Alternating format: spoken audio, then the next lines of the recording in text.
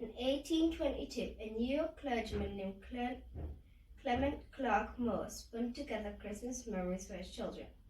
The poem he wrote featured a red suit Santa in a radio-drawn sleigh, a never-empty sack of toys, and stockings hung expectantly above the fireplace.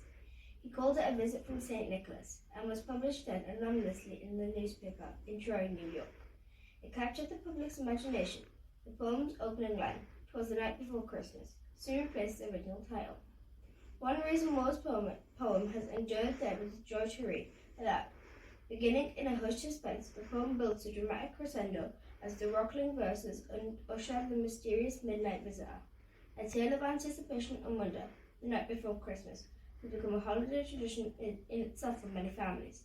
So as you open these pages, whether for a first Christmas or to recall those past, celebrate and share the timeless joys of this enchanting holiday.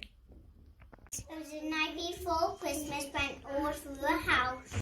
Not a dresser, not even a mouse. The stockings were hung by a chimney with care. The roses and necklaces slowly there. But children were on the stool, all snug in their beds, while the vision of Sugar Plum dancing in their heads. And Mama in her kerchief, and I in my cap, and just settled down for a long winter's nap.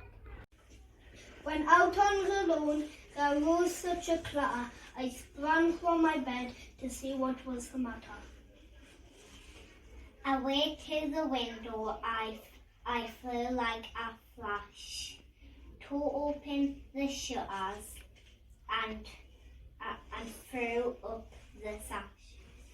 The moon and the crest of the new fallen snow give the lustre of midday, two objects to blow. When what to my wondering eyes should appear but a miniature sled and 8 tiny reindeer.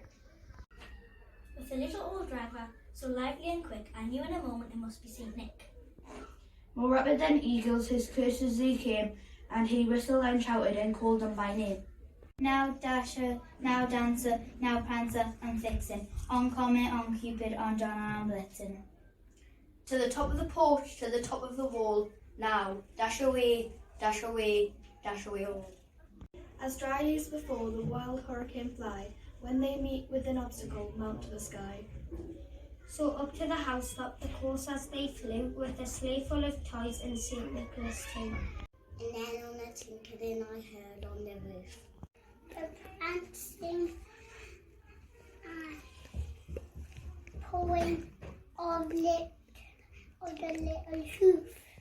In my head and turned around, down the chimney,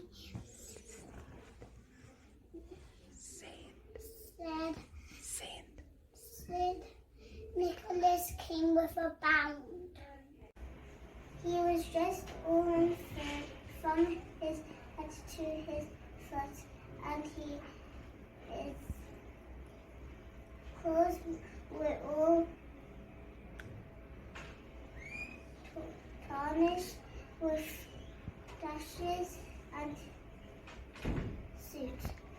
A bundle of twigs he had flung on his back, and he looked like a peddler just opening his pack.